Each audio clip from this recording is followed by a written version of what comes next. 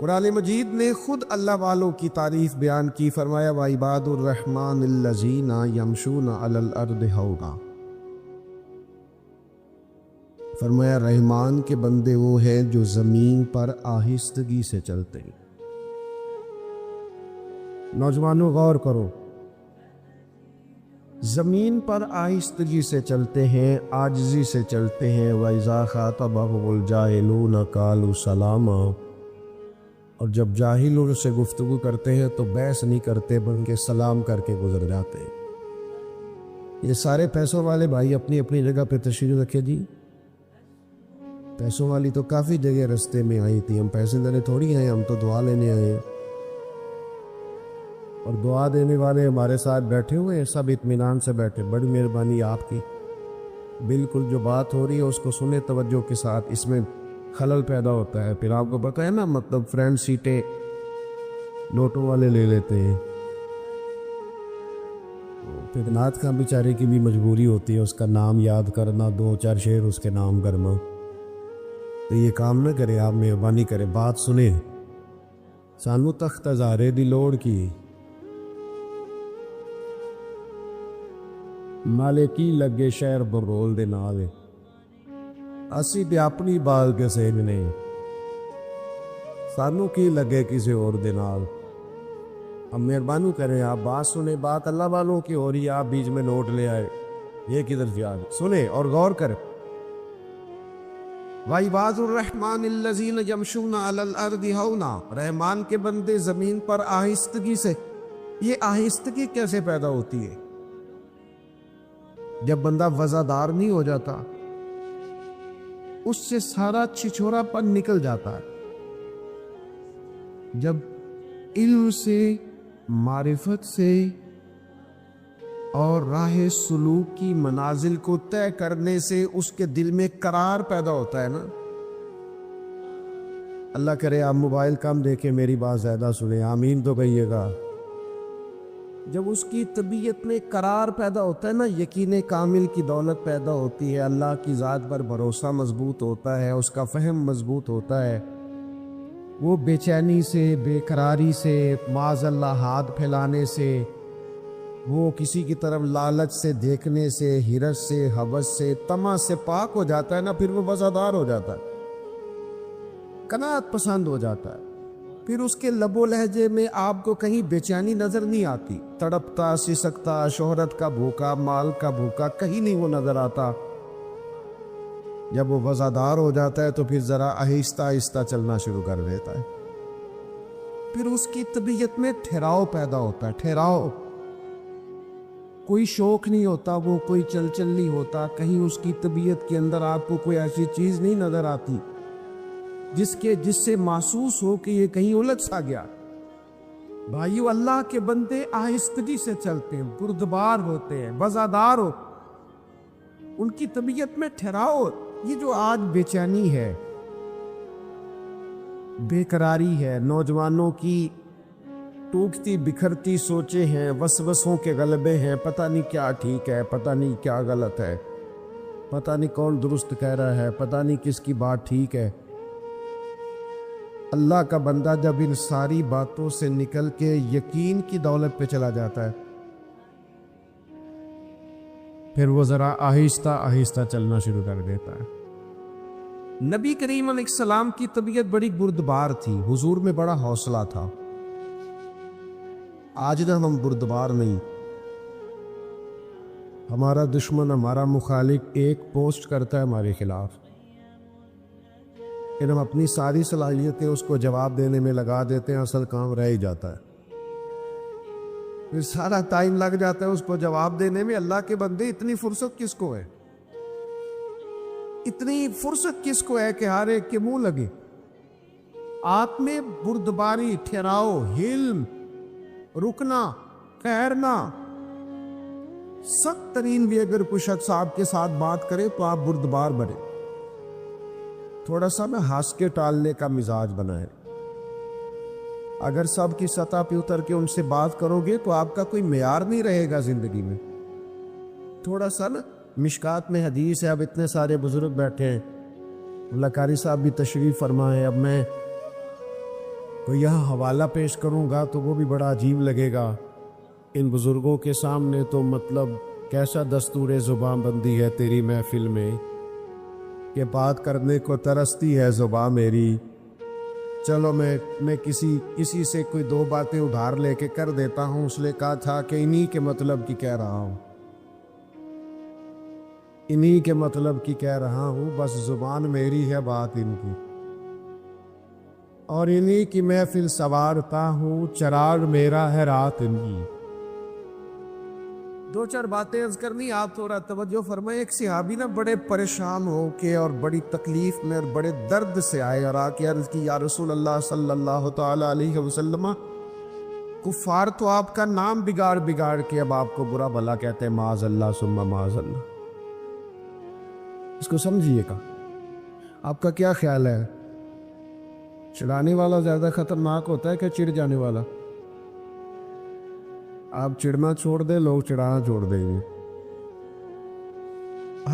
میں ایک دفعہ گاڑی سے اترا اپنے شہر میں اور محفل میں گئے، دوبارہ بیٹھنے لگے تو پیچھے سے ایک صاحب نے آواز کسی کرنے لگے، اور ملا دیو۔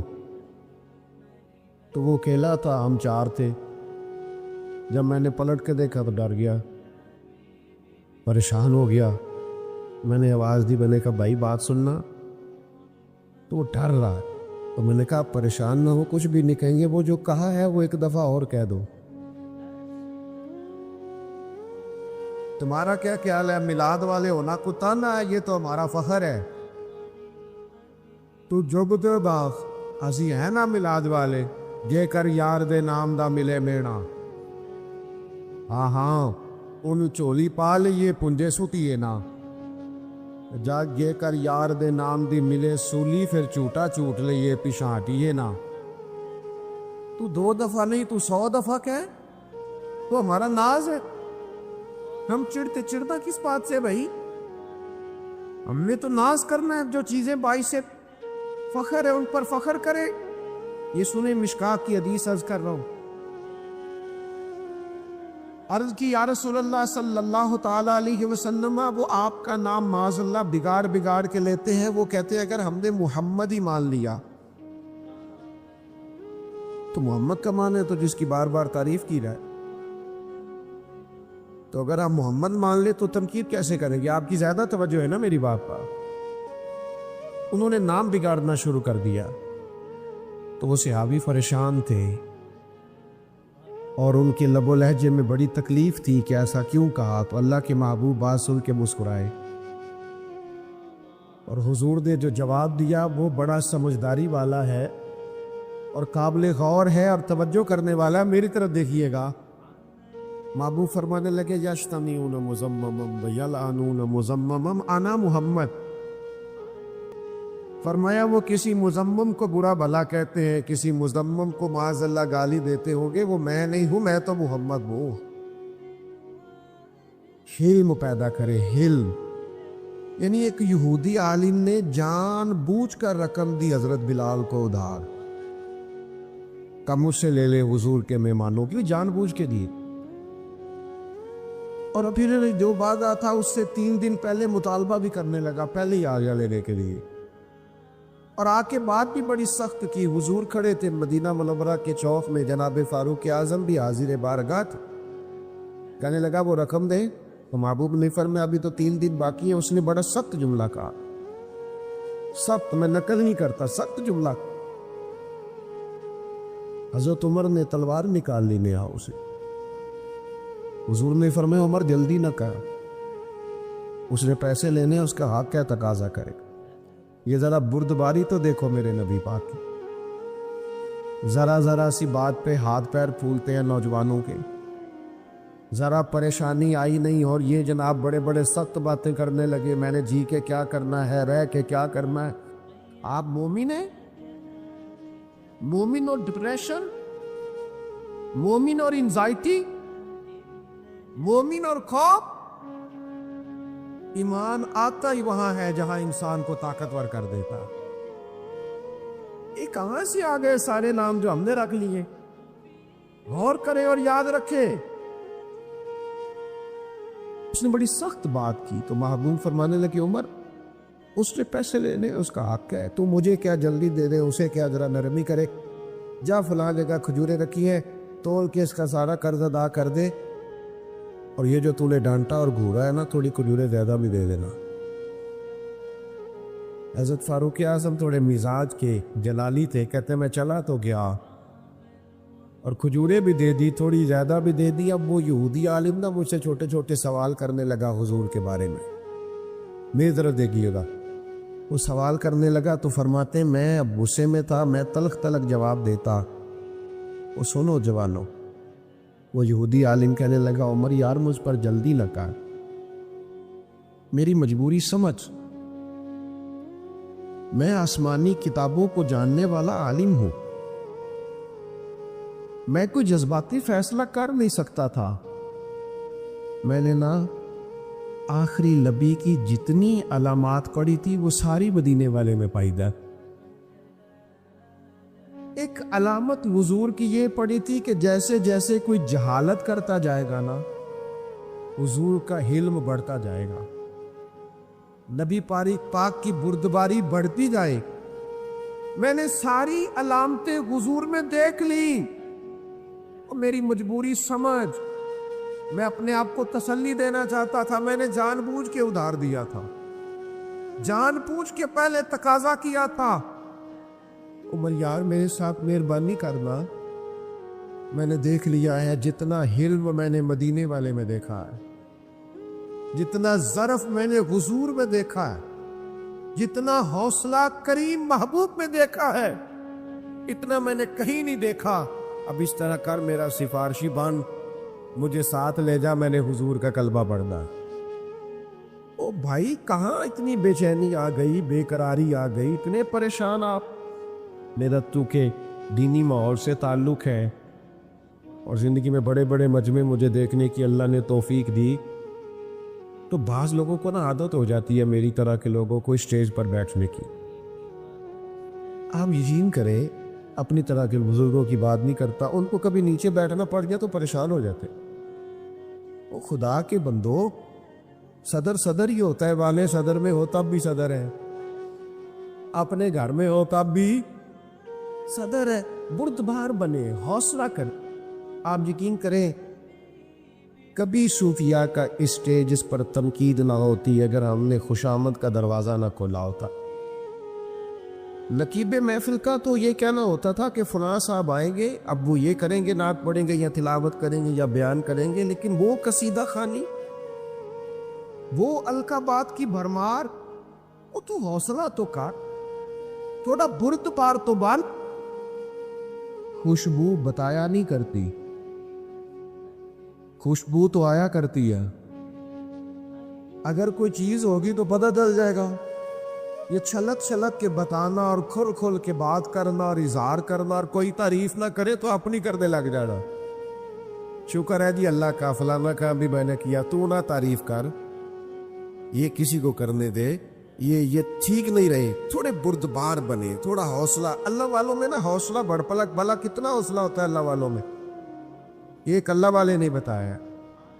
حضرت سلطان باہو فرماتے ہیں اللہ والوں کا سینہ اتنا بڑا ہوتا ہے کہ دل دریا سمندروں ڈوبے تو کون دلا دیا جانے۔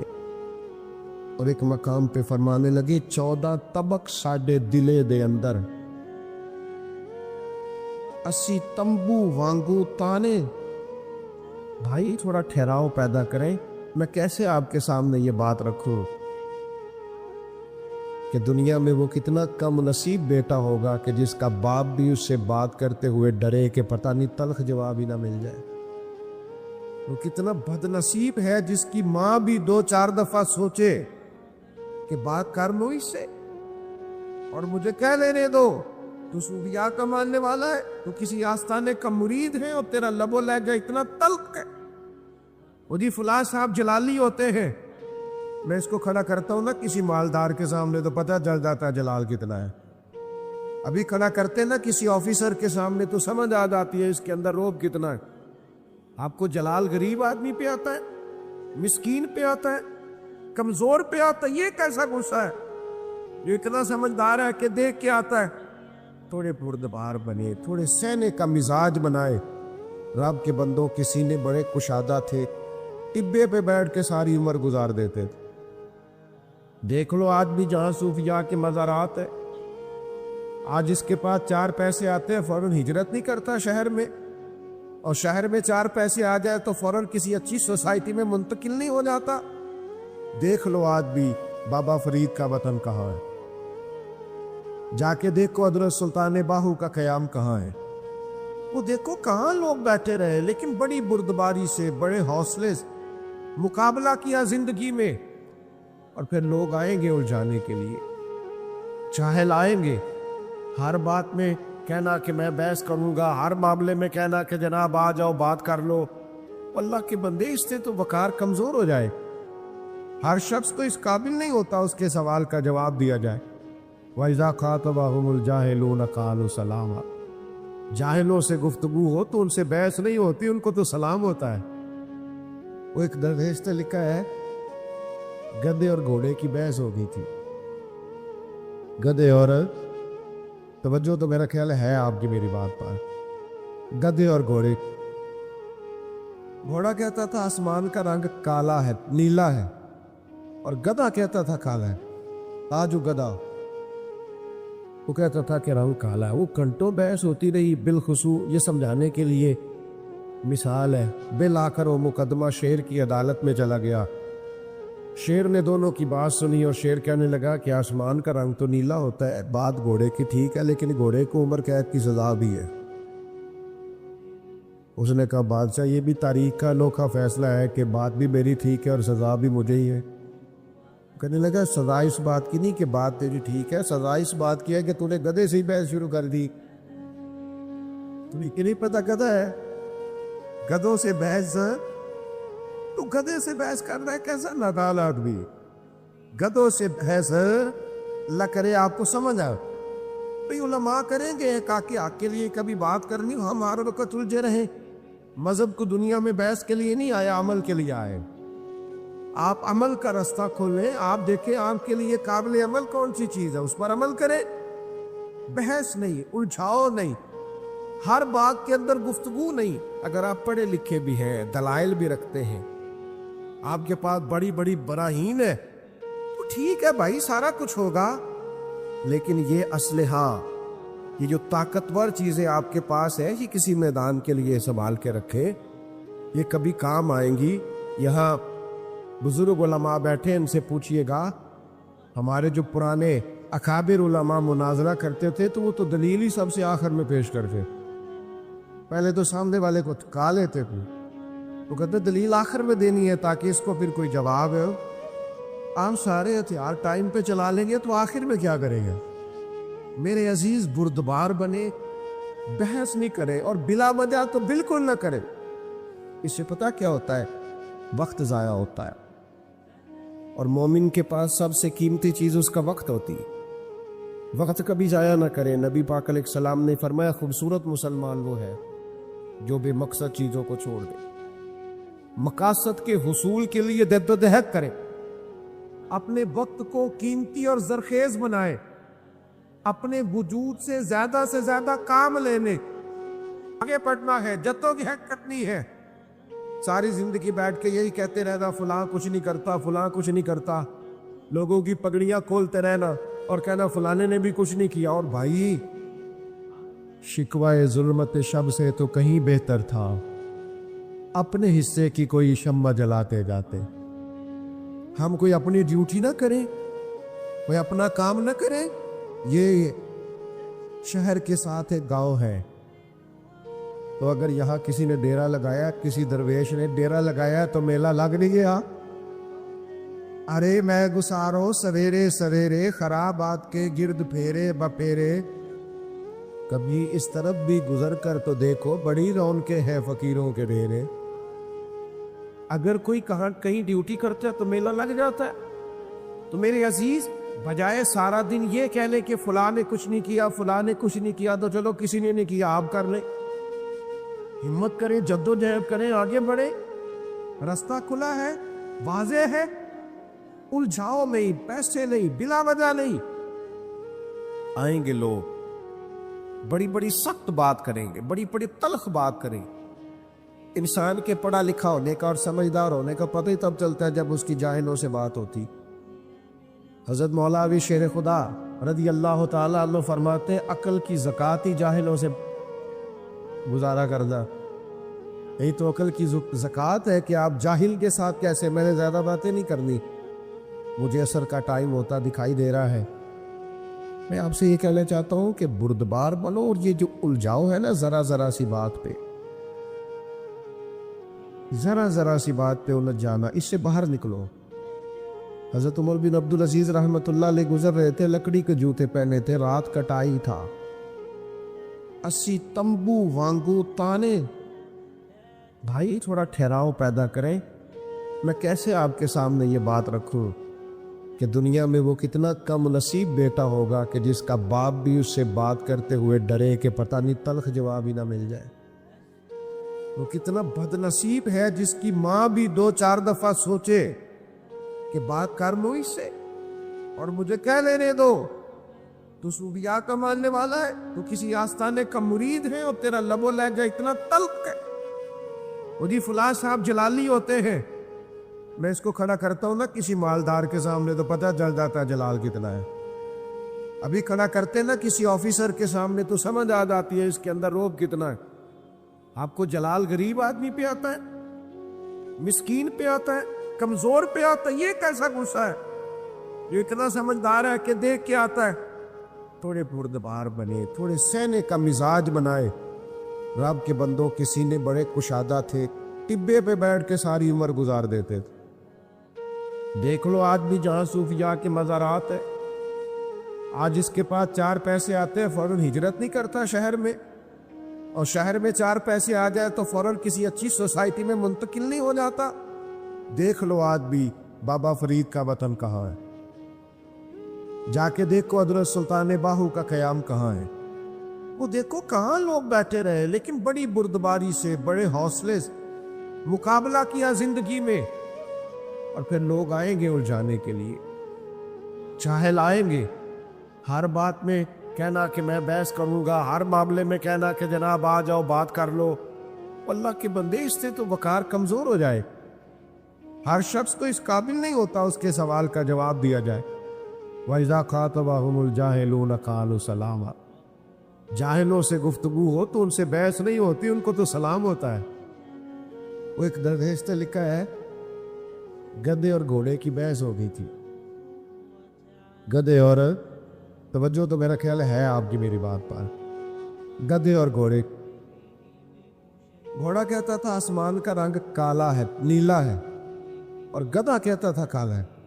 آج وہ گدھا، وہ کہتا تھا کہ رنگ کالا ہے۔ وہ گھنٹوں بحث ہوتی رہی، بالخصوص یہ سمجھانے کے لیے مثال ہے، بالآخر وہ مقدمہ شیر کی عدالت میں چلا گیا۔ شیر نے دونوں کی بات سنی اور شیر کہنے لگا کہ آسمان کا رنگ تو نیلا ہوتا ہے، بات گھوڑے کی ٹھیک ہے، لیکن گھوڑے کو عمر قید کی سزا بھی ہے۔ اس نے کہا بادشاہ یہ بھی تاریخ کا انوکھا فیصلہ ہے کہ بات بھی میری ٹھیک ہے اور سزا بھی مجھے ہی ہے۔ کہنے لگا سزا اس بات کی نہیں کہ بات تیری ٹھیک ہے، سزا اس بات کی ہے کہ تو نے گدھے سے ہی بحث شروع کر دی۔ تمہیں کہ نہیں پتا گدھا ہے، گدھوں سے بحث، تو گدھے سے بحث کر رہا ہے، کیسا نادان آدمی۔ گدھوں سے بحث اللہ کرے آپ کو سمجھ آئے۔ بھئی علماء کریں گے کاکہ حق کے لیے کبھی بات کرنی ہو، ہم ہر وقت الجھے رہیں۔ مذہب کو دنیا میں بحث کے لیے نہیں آیا، عمل کے لیے آئے۔ عزیز دوستو، جس طرح ایک شرک اکبر ہے نا کہ اللہ کے ساتھ کسی کو عبادت کے لائق سمجھنا، اسی طرح ایک شرک اصغر بھی ہے، وہ ہے تصنع کرنا، بناوٹ کرنا، ریاکاری کرنا، دکھلاوا کرنا۔ اس کو بھی شرک اصغر کہا گیا۔ اللہ چونکہ وحدہ لا شریک ہے تو اخلاص کو پسند کرتا ہے، فقط اس چیز کو قبول کرتا ہے جو خالص اللہ تعالیٰ کی رضا کے لیے کی جائے۔ ساری زندگی انسان کسی چیز کو دین سمجھ کر کرے لیکن اس میں تصنع پیدا کر لے، ریاکاری اور دکھلاوا پیدا کر لے، اللہ کی بارگاہ میں وہ قابل قبول نہیں۔ تھوڑا کام کیا جائے لیکن فقط اللہ کی رضا کے لیے کیا جائے۔ آپ دیکھیں کہ اگر امام غزالی ایک بڑی خوبصورت مثال لکھتے ہیں، وہ فرماتے ہیں کہ ایک ریاکاری کی مثال یوں سمجھو، ریاکاری پر سزا ملنے کا معنی یوں سمجھو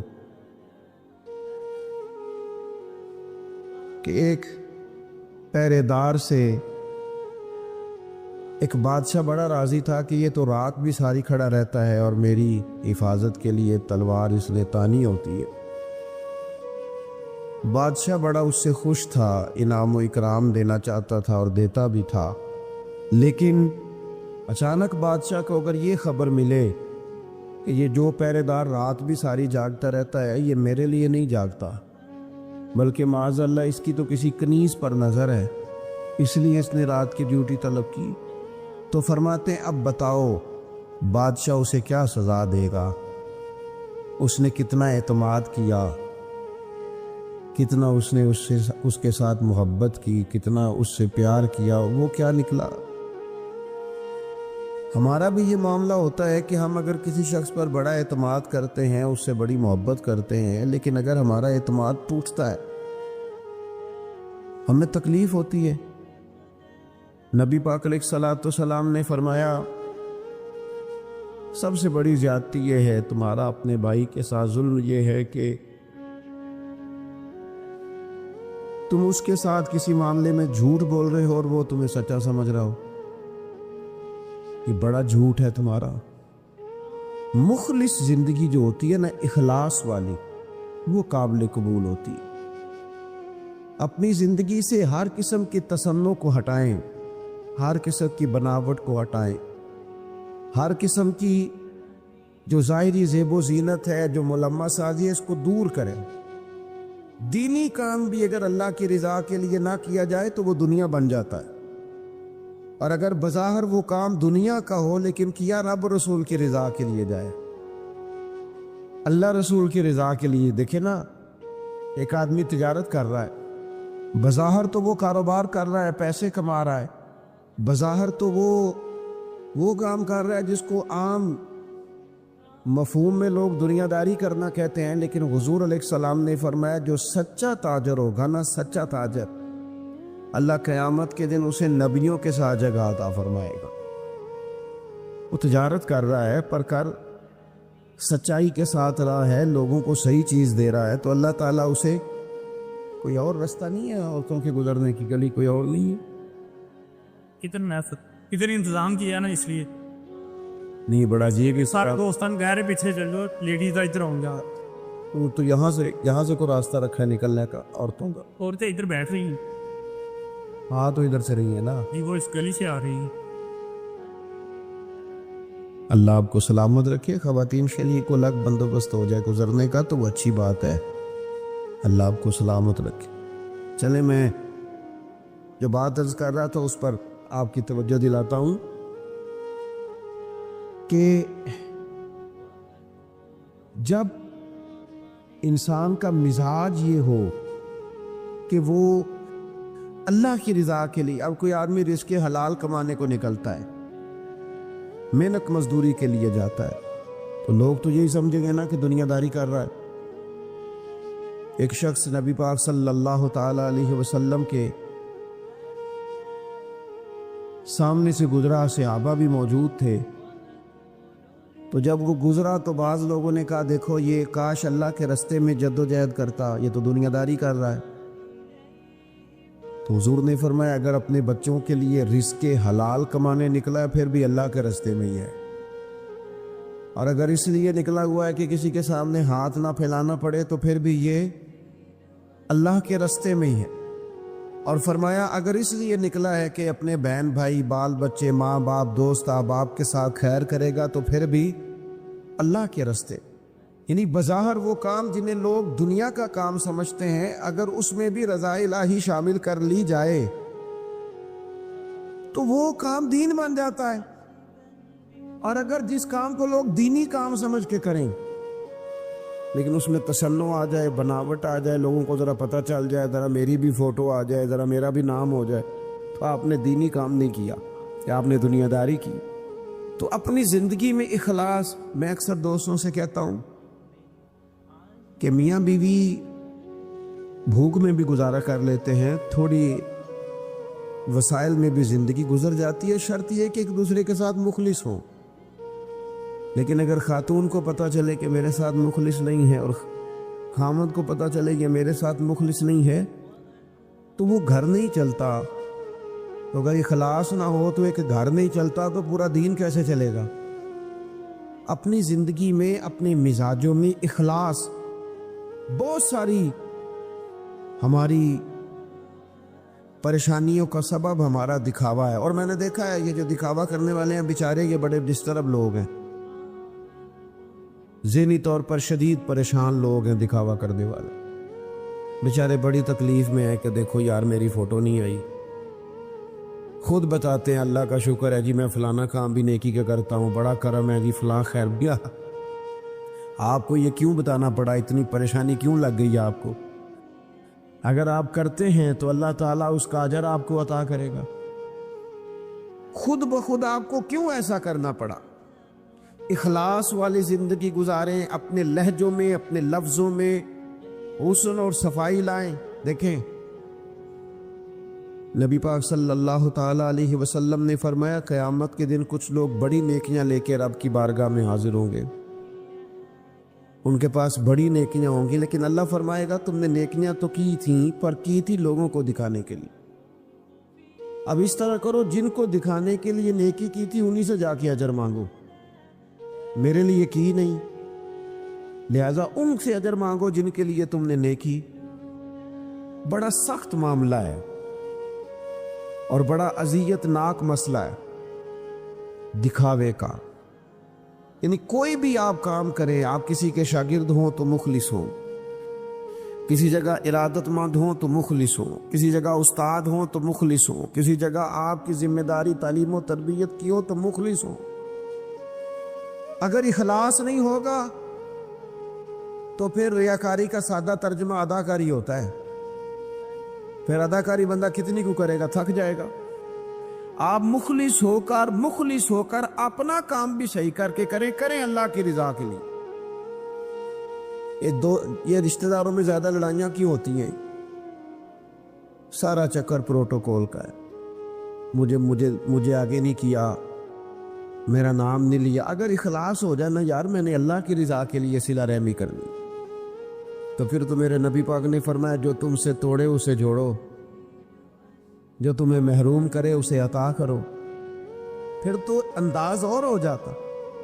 इखलास जो होता है वो असल होता है, इखलास जो होता है वो हुस्न होता है। और नबी पाक अलैहिस्सलाम ने फरमाया मुखलिस हो जाओ, खालिस हो जाओ अल्लाह की रजा के लिए, तुम्हारा थोड़ा अमल भी तुम्हें किफायत कर जाएगा।